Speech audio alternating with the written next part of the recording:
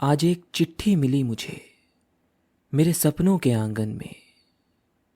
क्या लिखा था उसमें ये मैं पढ़ ना पाया, या शायद पढ़ना चाहता था पर कुछ समझ ना आया। धुंधली सी हो गई थी वो चिट्ठी मेरे हाथ में। लग रहा था कोई पढ़ रहा है वो खत मेरे साथ में। लिखावट उस पन्ने की कुछ जानी पहचानी थी। एक खुशबू थी उसमें जो बहुत कम अनजानी थी। कुछ पानी सा टपक पड़ा उस वक्त मेरे आंखों से, और एक हंसी गूंज उठी उस घड़ी मेरे कानों में। निकल पड़ा उसी समय मैं मेरे सपनों के आंगन से। छूट गई वो चिट्ठी वहीं कहीं गिरकर मेरे दामन से। कुछ लौटा मेरे साथ तो वो सिर्फ उसकी यादें थीं, उसकी यादें जो मुझे मेरे गुनाहों की याद दिलाती थीं। क्या लिखा था उस खत में इससे मैं आज भी अनजान हूं। आज मैं जिंदा तो हूं मगर सिर्फ एक शमशान में।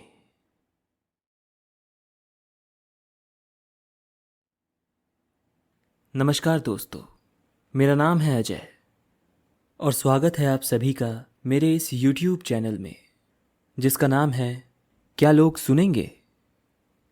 हालांकि ये सिर्फ एक नाम ही नहीं, एक सवाल भी है जिसका जवाब शायद आप ही लोग देंगे। फिलहाल आज मैं एक नई कहानी के साथ आया हूं जिसका नाम है राजा हरदौल। इस कहानी के लेखक हैं प्रेमचंद जी। इस कहानी में प्रेम है, मर्यादा है, साहस है, प्रतिष्ठा है, ईर्ष्या है, अहंकार है और आखिर में बलिदान भी है। तो आइए सुनते हैं प्रेमचंद जी की ये कहानी राजा हरदौल। बुंदेलखंड में ओरछा पुराना राज्य है। इसके राजा बुंदेले हैं। इन बुंदेलों ने पहाड़ों की घाटियों में अपना जीवन बिताया है। एक समय ओरछे के राजा जुझार सिंह थे। ये बड़े ही साहसी और बुद्धिमान थे। शाहजहां उस समय दिल्ली का बादशाह हुआ करता था। जब लोदी ने बलवा किया और शाही मुल्क को लूटता पाटता ओरछे की ओर आ निकला, तब राजा जुझार सिंह ने उससे मोर्चा लिया। राजा के इस काम से शाहजहां बहुत प्रसन्न हुआ। उसने तुरंत ही राजा को दक्षिण का शासन भार सौंप दिया। उस दिन ओरछे में बड़ा आनंद मनाया गया। शाही दूत खिलत और सनद लेकर राजा के पास आया। जुझार सिंह को बड़े बड़े काम करने का अवसर मिला। जब सफर की तैयारियां होने लगी तब राजा ने अपने छोटे भाई हरदौल सिंह को बुलाकर कहा, भैया मैं तो जाता हूं। अब ये राजपाट तुम्हारे सुपुत्र है। तुम भी इसे जी से प्यार करना। न्याय ही राजा का सबसे बड़ा सहायक है। न्याय की गढ़ी में कोई शत्रु नहीं घुस सकता, फिर चाहे वो रावण की सेना या इंद्र का बल लेकर आए। पर न्याय वही सच्चा है जिसे प्रजा भी न्याय समझे। तुम्हारा काम केवल न्याय करना ही नहीं होगा, बल्कि प्रजा को अपने न्याय पर विश्वास दिलाना भी होगा। और मैं तुम्हें क्या समझाऊं, तुम स्वयं समझदार हो। ये कहकर उन्होंने पगड़ी उतारी और हरदौल के सर पर रख दी। हरदौल रोता हुआ उनके पैरों से लिपट गया। इसके बाद राजा अपनी रानी से विदा होने के लिए रनिवास में आए। रानी दरवाजे पर खड़ी हुई रो रही थी। उन्हें देखते ही पैरों में गिर पड़ी। जुझार सिंह ने उसे उठाकर छाती से लगाया और कहा, प्यारी, ये रोने का समय नहीं है। बुंदेलों की स्त्रियां ऐसे अवसर पर रोया नहीं करती। ईश्वर ने चाहा तो हम तुम जल्दी मिलेंगे। मुझ पर ऐसी ही प्रीति रखना। मैंने राजपाट हरदौल को सौंपा है। वो अभी बालक है, उसने अभी दुनिया नहीं देखी। अपनी सलाहों से उसकी मदद करती रहना। रानी की जबान बंद हो गई। वो अपने मन में कहने लगी, हाय, ये कहते हैं बुंदेलों की स्त्रियां ऐसे अवसरों पर रोया नहीं करती। शायद उनके हृदय नहीं होता, या अगर होता है तो उनमें प्रेम नहीं होता। रानी कलेजे पर पत्थर रखकर आंसू पी गई और हाथ जोड़कर राजा की ओर मुस्कुराती हुई देखने लगी। पर क्या वो मुस्कुराहट थी?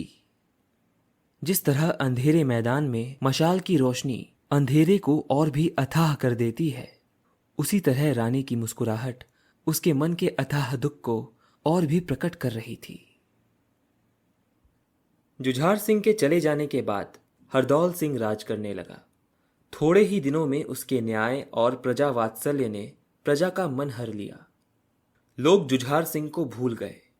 जुझार सिंह के शत्रु भी थे और मित्र भी, पर हरदौल सिंह का कोई शत्रु न था, सब मित्र ही थे। वो ऐसा हंसमुख और मधुरभाषी था कि उससे जो बात कर लेता वही जीवन भर उसका भक्त बना रहता। राज्य भर में ऐसा कोई न था जो उसके पास तक न पहुंच सकता हो। रात दिन उसके दरबार का फाटक सबके लिए खुला रहता। ओरछे को कभी ऐसा सर्वप्रिय राजा नसीब न हुआ था। वो उदार था, न्यायी था, विद्या और गुण का ग्राहक था, पर सबसे बड़ा गुण जो उसमें था वो थी उसकी वीरता। उसका वो गुण हद दर्जे को पहुंच गया था। जिस जाति के जीवन का अवलंबन तलवार पर है, वो अपने राजा के किसी गुण पर इतना नहीं रिझती जितना उसकी वीरता पर। हरदौल अपने गुण से अपनी प्रजा के मन का भी राजा हो गया था, जो मुल्क और माल पर भी राज करने से कठिन है। इसी प्रकार एक वर्ष बीत गया। उधर दक्षिण में जुझार सिंह ने अपने प्रबंध से चारों ओर शाही दबदबा जमा दिया। इधर ओरछे में हरदौल ने प्रजा पर मोहन मंत्र फूंक दिया। फागुन का महीना था। अबीर और गुलाल से जमीन लाल हो रही थी। कामदेव का प्रभाव लोगों को भड़का रहा था। रवि ने खेतों में सुनहला फर्श बिछा रखा था और खलिहानों में सुनहले महल उठा दिए थे। इन्हीं दिनों दिल्ली का नामवर फिकैत कादिर खां ओरछे आया। बड़े बड़े पहलवान उसका लोहा मान गए थे। दिल्ली से ओरछे तक सैकड़ों मर्दानगी के मद से मतवाले उसके सामने आए, पर उससे कोई जीत ना सका। उससे लड़ना भाग्य नहीं, बल्कि मौत से लड़ना था। वो किसी इनाम का भूखा ना था। जैसा ही दिल का दिलेर था, वैसा ही मन का राजा था। ठीक होली के दिन उसने धूमधाम से ओरछे में सूचना दी, खुदा का शेर दिल्ली का कादिर खां ओरछे आ पहुंचा है। जिसे अपनी जान भारी हो, आकर अपने भाग्य का निपटारा कर ले। ओरछे के बड़े बड़े बुंदेले सूरमा वो घमंड भरी वाणी सुनकर गर्म हो उठे। फाग और डफ की तान के बदले ढोल की वीर ध्वनि सुनाई देने लगी। हरदौल का अखाड़ा ओरछे के पहलवानों और फिकैतों का सबसे बड़ा अड्डा था। संध्या को यहां सारे शहर के सूरमा जमा हुए। कालदेव और भालदेव बुंदेलों के नाक थे। सैकड़ों मैदान मारे हुए। ये दोनों ही पहलवान कादिर खां का घमंड चूर करने के लिए गए। दूसरे दिन किले के सामने तालाब के किनारे बड़े मैदान में ओरछे के छोटे बड़े सभी जमा हुए। कैसे कैसे सजीले अलबेले जवान थे। सिर पर खुशरंग बाकी पगड़ी, माथे पर चंदन का तिलक, आंखों में मर्दानगी का सुरूर, कमर में तलवार। और कैसे कैसे बूढ़े थे। तनी हुई मूछे, सादी पर तिरछी पगड़ी, कानों बंधी हुई दाढ़ियां। देखने में तो बूढ़े पर काम में जवान, किसी को कुछ न समझने वाले। उनकी मर्दाना चाल ढाल नौजवानों को लजाती थी। हर एक के मुंह से वीरता की बातें निकल रही थी। नौजवान कहते थे, देखें आज ओरछे की लाज रहती है या नहीं। पर बूढ़े कहते थे, ओरछे की हार कभी नहीं हुई और ना ही होगी। वीरों का ये जोश देख राजा हरदौल ने बड़े जोर से कहा, खबरदार, बुंदेलों की लाज रहे या ना रहे, पर उनकी प्रतिष्ठा में बल ना पड़ने पाए। यदि किसी ने औरों को यह कहने का अवसर दिया कि ओरछे तलवार से न जीत सके तो धांधली कर बैठे, तो वो अपने को जाति का शत्रु समझे। सूर्य निकल आया था। एकाएक नगाड़े पर चोट पड़ी और आशा तथा भय ने लोगों के मन को उछालकर मुंह तक पहुंचा दिया। कालदेव और कादिर खां दोनों लंगोट कसे शेरों की तरह अखाड़े में उतरे और गले मिल गए। तब दोनों तरफ से तलवारें निकली और दोनों के बगलों में चली गई। पूरे 3 घंटे तक यही मालूम होता था कि 2 अंगारे हैं। हजारों आदमी खड़े तमाशा देख रहे थे और मैदान में आधी रात का सन्नाटा छाया हुआ था। हां, जब कभी कालदेव गिरहदार हाथ चलाता या कोई पेंचदार वार बचा जाता तो लोगों की गर्दन आप ही आप उठ जाती, पर किसी के मुंह से एक शब्द भी ना निकलता। अखाड़े के अंदर तलवारों की खींचतान थी, पर देखने वालों के लिए अखाड़े से बाहर मैदान में इससे भी बढ़कर तमाशा था। बार बार जातीय प्रतिष्ठा के विचार से मन के भावों को रोकना और प्रसन्नता या दुख का शब्द मुंह से बाहर न निकलने देना तलवारों के वार बचाने से अधिक कठिन काम था। एकाएक कादिर खां अल्लाह अकबर चिल्लाया, मानो बादल गरज उठा, और उसके गरजते ही कालदेव के सिर पर बिजली गिर पड़ी। कालदेव के गिरते ही बुंदेलों को सब्र न रहा। हर एक के चेहरे पर निर्बल क्रोध और कुचले हुए घमंड की तस्वीर खिंच गई। हजारों आदमी जोश में आकर अखाड़े पर दौड़े, पर हरदौल ने कहा, खबरदार, अब कोई आगे ना बढ़े। इस आवाज ने पैरों के साथ जंजीर का काम किया। दर्शकों को रोककर जब वो अखाड़े में गए और कालदेव को देखा तो आंखों में आंसू भर आए। जख्मी शेर जमीन पर पड़ा तड़प रहा था। उसके जीवन की तरह उसकी तलवार के दो टुकड़े हो गए थे। आज का दिन बीता, रात आई, पर बुंदेलों की आंखों में नींद कहां। लोगों ने करवटें बदलकर ऐसे रात काटी जैसे दुखित मनुष्य विकलता से सुबह की बांट जोता है। उसी तरह बुंदेले रह रहकर आकाश की तरफ देखते और उसकी धीमी चाल पर झुंझला जाते थे। उनके जातीय घमंड पर गहरा घाव लगा था। दूसरे दिन ज्यों ही सूर्य निकला, 3 लाल बुंदेले तालाब के किनारे पहुंचे। जिस समय भालदेव शेर की तरह अखाड़े की तरफ चला, दिलों में धड़कन सी होने लगी। कल जब कालदेव अखाड़े में उतरा था, बुंदेलों के हौसले बढ़े हुए थे, पर आज वो बात न थी। हृदय में आशा की जगह डर घुसा हुआ था। कादिर खां कोई चुटीला वार करता तो लोगों के दिल उछलकर होठों तक आ जाते। सूर्य सिर पर चढ़ जाता था और लोगों के दिल बैठ जाते थे। इसमें कोई संदेह नहीं था कि भालदेव अपने भाई से फुर्तीला और तेज था। उसने कई बार कादिर खां को नीचा दिखलाया, पर दिल्ली का निपुण पहलवान हर बार संभल जाता था।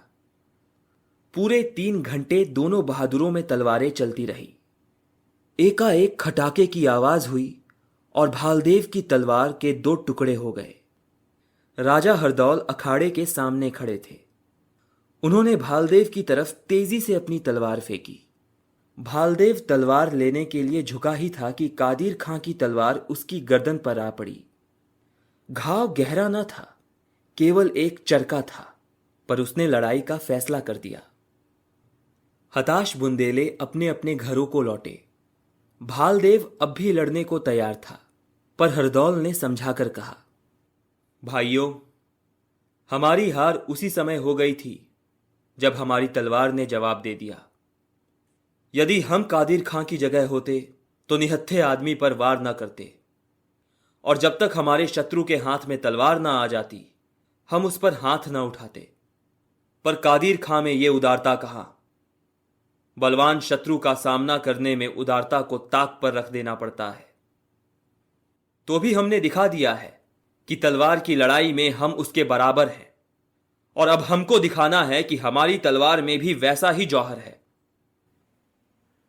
इसी तरह लोगों को तसल्ली देकर राजा हरदौल रनिवास को गए तो कलीना ने पूछा, लाला, आज दंगल में क्या रंग रहा?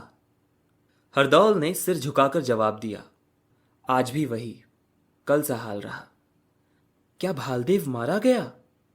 नहीं, जान से तो नहीं, पर हार हो गई। तो अब क्या करना होगा? मैं स्वयं इसी सोच में हूं। आज तक ओरछे को कभी नीचा ना देखना पड़ा था। हमारे पास धन ना था, पर अपनी वीरता के सामने हम राज और धन कोई चीज ना समझते थे। अब हम किस मुंह से अपनी वीरता का घमंड करेंगे? ओरछे की और बुंदेलों की लाज अब जाती है। क्या अब कोई आस नहीं है? हमारे पहलवानों में वैसा कोई नहीं है जो उससे बाजी ले आए। भालदेव की हार ने बुंदेलों की हिम्मत तोड़ दी है।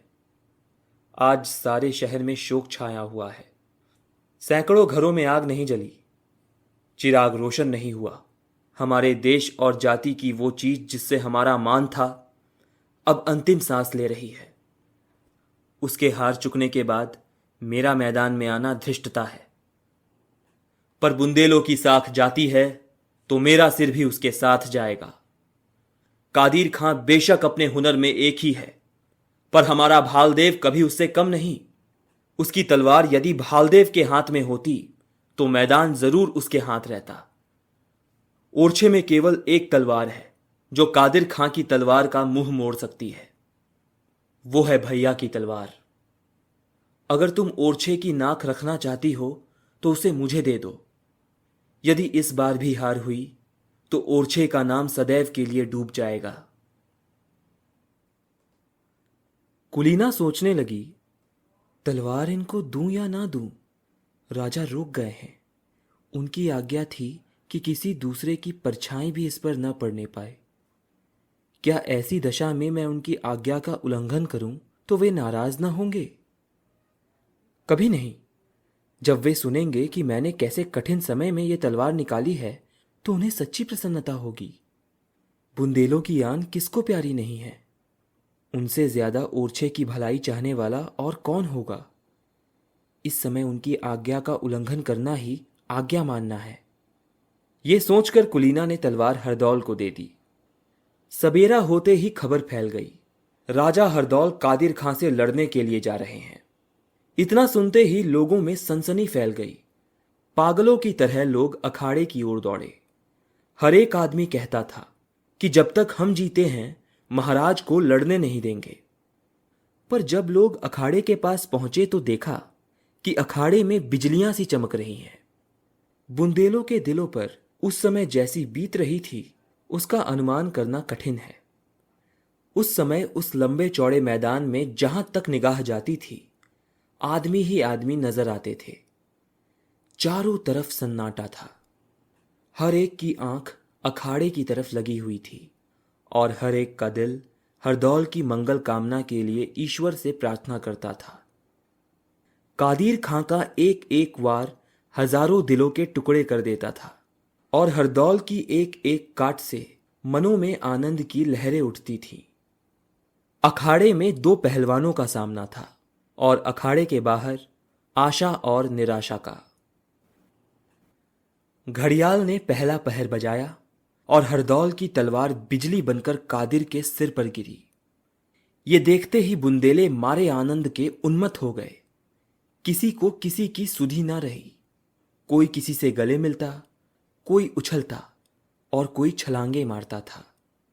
हजारों आदमियों पर वीरता का नशा छा गया। तलवारें स्वयं म्यान से निकल पड़ी। भाले चमकने लगे। जीत की खुशी में सैकड़ों जानें भेंट हो गई। पर जब हरदौल अखाड़े से बाहर आए और उन्होंने बुंदेलों की ओर तेज निगाहों से देखा तो आन की आन में लोग संभल गए। तलवारें म्यान में जा छिपी। ख्याल आ गया कि ये खुशी क्यों, ये पागलपन क्यों और ये उमंग किस लिए? बुंदेलों के लिए ये कोई नई बात नहीं हुई। इस विचार ने लोगों का दिल ठंडा कर दिया। हरदौल की इस वीरता ने उसे हर एक बुंदेले के दिल में मान प्रतिष्ठा की ऊंची जगह पर बिठाया, जहां न्याय और उदारता भी उसे न पहुंचा सकती थी। वो पहले ही सर्वप्रिय था और अब वो अपनी जाति का वीरवर और बुंदेला दिलावरी का सिरमौर बन गया। राजा जुझार सिंह ने भी दक्षिण में अपनी योग्यता का परिचय दिया। वे केवल लड़ाई में ही वीर न थे, बल्कि राज्य शासन में भी अद्वितीय थे। उन्होंने अपने सुप्रबंध से दक्षिण प्रांतों को बलवान राज्य बना दिया और वर्ष भर के बाद बादशाह से आज्ञा लेकर वे ओरछे की तरफ चले। ओरछे की याद उन्हें सदैव बेचैन करती रही। आह ओरछा, वो दिन कब आएगा जब फिर तेरे दर्शन होंगे। राजा मंजिल मारते चले आते थे। न भूख थी न प्यास। ओरछे वालों की मोहब्बत उन्हें खींचे लिए आती थी। यहां तक कि ओरछे के जंगलों में आ पहुंचे। साथ के आदमी पीछे छूट गए थे। दोपहर का समय था। धूप तेज थी। वे घोड़े से उतरे और एक पेड़ की छांव में जा बैठे। भाग्यवश आज हरदौल भी जीत की खुशी में शिकार खेलने निकले थे। सैकड़ों बुंदेला सरदार भी उनके साथ थे। सब अभिमान के नशे में चूर थे।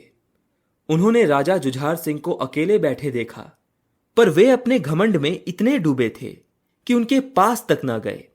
समझा कि कोई यात्री है। हरदौल की आंखों ने भी धोखा खाया। वे घोड़े पर सवार अकड़ते हुए जुझार सिंह के सामने आए और पूछना ही चाहते थे कि तुम कौन हो, कि भाई से आंख मिल गई। पहचानते ही घोड़े से कूद पड़े और उनको प्रणाम किया। राजा ने भी उठकर हरदौल को छाती से लगा लिया, पर उस छाती में अब भाई की मोहब्बत न थी।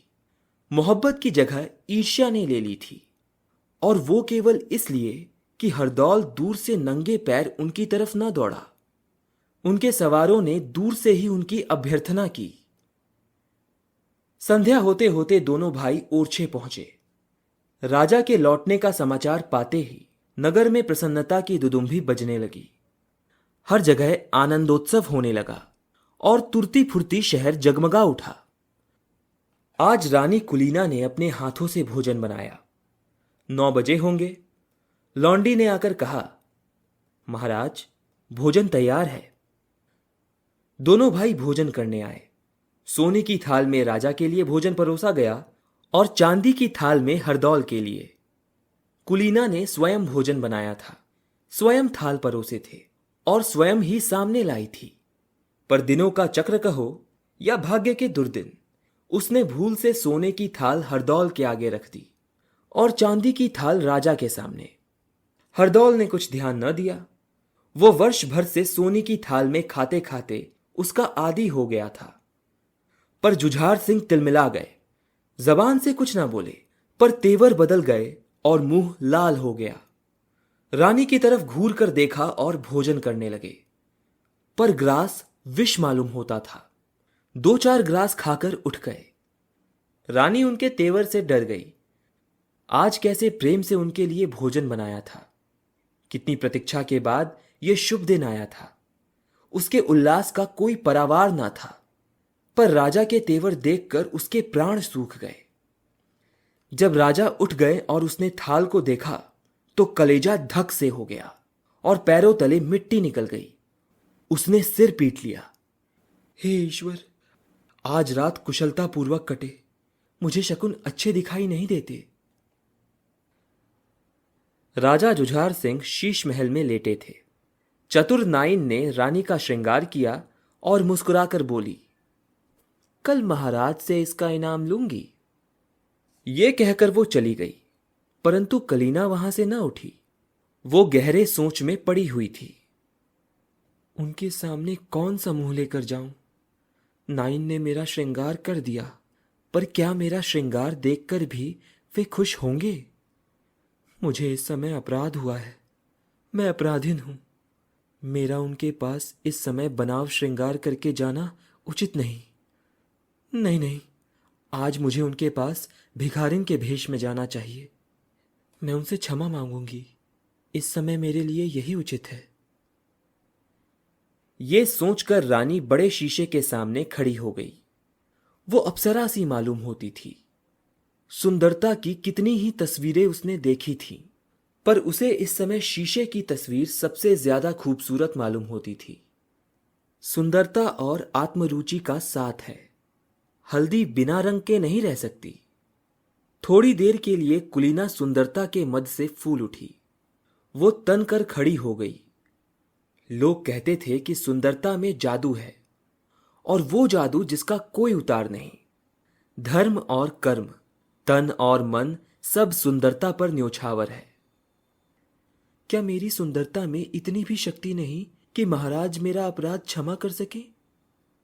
ये बाहुलताएं जिस समय उनके गले का हार होंगी, ये आंखें जिस समय प्रेम के मद से लाल होकर देखेंगी, तब क्या मेरी सौंदर्य की शीतलता उनकी क्रोधाग्नि को ठंडा ना कर देगी? पर थोड़ी ही देर में रानी को ज्ञात हुआ, आह, ये मैं क्या स्वप्न देख रही हूं? मेरे मन में ऐसी बातें क्यों आती है? मैं अच्छी हूं या बुरी हूं, उनकी चेरी हूं। मुझसे अपराध हुआ है, मुझे उनसे क्षमा मांगनी चाहिए। ये श्रृंगार और बनाव इस समय उपयुक्त नहीं है। ये सोचकर रानी ने सब गहने उतार दिए, इतर में बसी हुई रेशम की साड़ी अलग कर दी, मोतियों से भरी हुई मांग खोल दी और वो खूब फूट फूट कर रोई। हाय, ये मिलाप की रात वियोग की रात से भी विशेष दुखदाई है। भिखारिनी का भेष बनाकर रानी शीश महल की ओर चली। पैर आगे बढ़ते थे पर मन पीछे हटता जाता था। दरवाजे तक आई पर भीतर पैर न रख सकी। ऐसा जान पड़ा मानो उसके पैर थर्रा रहे हों। राजा जुझार सिंह बोले, कौन है? कुलीना, भीतर क्यों नहीं आ जाती? कुलीना ने जी कड़ा करके कहा, महाराज, कैसे आऊं? मैं अपनी जगह क्रोध को बैठा पाती हूं। ये क्यों नहीं कहती कि मन दोषी है, इसीलिए आंखें मिलने नहीं देती? निसंदेह मुझसे अपराध हुआ है, पर एक अबला आपसे क्षमा की दान मांगती है। इसका प्रायश्चित करना होगा। क्यों कर? हरदौल के खून से। कुलीना सिर से पैर तक कांप गई। क्या सिर्फ इसलिए कि आज मेरी भूल ने ज्योनार की थालों में उलटफेर कर दिया? जैसे आंख की आंच से लोहा लाल हो जाता है, वैसे ही रानी का मुंह लाल हो गया। क्रोध की अग्नि सद्भावों को भस्म कर देती है। प्रेम और प्रतिष्ठा, दया और न्याय सब जलकर राख हो जाते हैं। 1 मिनट तक रानी को ऐसा मालूम हुआ मानो दिल और दिमाग दोनों खौल रहे हैं, पर उसने आत्मदमन की अंतिम चेष्टा से अपने आप को संभाला और केवल इतना बोली, हरदौल को अपना लड़का और भाई समझती हूं। राजा उठ बैठे और कुछ नर्म स्वर में बोले, नहीं, हरदौल लड़का नहीं है। लड़का मैं हूं, जिसने तुम्हारे ऊपर विश्वास किया। कुलीना, मुझे तुमसे ऐसी आशा नहीं थी। मुझे तुम्हारे ऊपर घमंड था। मैं समझता था चांद सूर्य टल सकते हैं, पर तुम्हारा दिल नहीं टल सकता। पर आज मुझे मालूम हुआ कि वो मेरा लड़कपन था। बड़ों ने सच कहा है कि स्त्री का प्रेम पानी की धार है, जिस ओर ढाल पाता है उधर ही बह जाता है। सोना ज्यादा गर्म होकर पिघल जाता है। कुलीना रोने लगी। क्रोध की आग पानी बनकर आंखों से निकल पड़ी। जब आवाज वश में हुई तो बोली, आपके इस संदेह को मैं कैसे दूर करूं? हरदौल के खून से। मेरे खून से दाग ना मिटेगा। तुम्हारे खून से दाग और पक्का हो जाएगा। और कोई उपाय नहीं है? नहीं। तो ये आपका अंतिम विचार है? हां, ये मेरा अंतिम विचार है। देखो, इस पानदान में पान का बीड़ा रखा है। तुम्हारे सतीत्व की परीक्षा यही है कि तुम हरदौल को इसे अपने हाथों से खिला दो। मेरे मन का भ्रम उसी समय निकलेगा जब इस घर से हरदौल की लाश निकलेगी। रानी ने घृणा की दृष्टि से पान के बीड़े को देखा और वो उल्टे पैर लौट आई। रानी सोचने लगी, क्या हरदौल के प्राण लूं? निर्दोष सच्चरित्र वीर हरदौल की जान से अपने सतीत्व की परीक्षा दूं? उस हरदौल के खून से अपना हाथ काला करूं जो मुझे बहन समझता है? ये पाप किसके सिर पड़ेगा? क्या एक निर्दोष का खून रंग ना लाएगा? आह, अभागी कुलीना, तुझे आज अपने सतीत्व की परीक्षा देने की आवश्यकता पड़ी है और वो ऐसी कठिन। नहीं, मुझसे ये पाप ना होगा। यदि राजा मुझे कुलटा समझते हैं तो समझे, उन्हें मुझ पर संदेह है तो हो, पर मुझसे ये पाप ना होगा। राजा को ऐसा संदेह क्यों होगा? क्या केवल थालों के बदल जाने से? नहीं, अवश्य कोई और बात है। आज हरदौल उन्हें जंगल में मिल गया। राजा ने उसकी कमर में तलवार देखी होगी। हरदौल से कोई अपमान भी हो गया हो। मेरा क्या अपराध है? मुझ पर इतना बड़ा दोष क्यों लगाया जाता है, केवल थालों के बदल जाने से? हे ईश्वर, मैं किससे अपना दुख कहूं? तू ही मेरा साक्षी है। जो चाहे सो हो, पर मुझसे ये पाप ना होगा। रानी ने फिर सोचा। राजा, क्या तुम्हारा हृदय ऐसा ओछा और नीच है? तुम मुझसे हरदौल की जान लेने को कहते हो। यदि तुमसे उसका अधिकार और मान नहीं देखा जाता तो साफ साफ क्यों नहीं कह देते? क्यों मर्दों की लड़ाई नहीं लड़ते? क्यों स्वयं अपने हाथ से उसका सिर नहीं काटते और मुझसे वो काम करने को कहते हो? तुम खूब जानते हो कि मैं ये नहीं कर सकती। यदि मुझसे तुम्हारा जी उकता गया है, यदि मैं तुम्हारे जान की जंजाल बन गई हूं, तो मुझे काशी या मथुरा भेज दो। मैं बेखटके चली जाऊंगी। पर ईश्वर के लिए मेरे सिर पर इतना बड़ा कलंक न लगने दो। पर मैं जीवित ही क्यों रहूं? मेरे लिए अब जीवन का कोई सुख नहीं। अब मेरा मरना ही अच्छा है। मैं स्वयं प्राण दे दूंगी, पर यह महापाप मुझसे ना होगा। विचारों ने फिर पलटा खाया। इससे बड़ा पाप शायद आज तक संसार में ना हुआ हो, पर यह पाप तुमको करना होगा। तुम्हारे पतिव्रत पर संदेह किया जा रहा है और तुम्हें इस संदेह को मिटाना होगा। यदि तुम्हारी जान जोखिम में होती तो कुछ हर्ज ना होता। अपनी जान देकर हरदौल को बचा लेती। पर इस समय तुम्हारे पतिव्रत पर आंच आ रही है, इसलिए तुम्हें यह पाप करना होगा। और ये पाप करने के बाद हंसना और प्रसन्न रहना होगा। यदि तुम्हारा चित्त तनिक भी विचलित हुआ, यदि तुम्हारा मुखड़ा जरा भी मध्यम हुआ, तो इतना बड़ा पाप करने पर भी तुम संदेह मिटाने में सफल न होगी। तुम्हारे जी पर चाहे जो बीते, पर तुम्हें यह पाप करना होगा। परंतु कैसे होगा? क्या मैं हरदौल का सिर उतारूंगी? ये सोचकर रानी के शरीर में कपकपी आ गई। नहीं, मेरा हाथ उस पर कभी नहीं उठ सकेगा। प्यारे हरदौल, मैं तुम्हें खिला सकती हूं। मैं जानती हूं तुम मेरे लिए आनंद से विष का बीड़ा खा लोगे।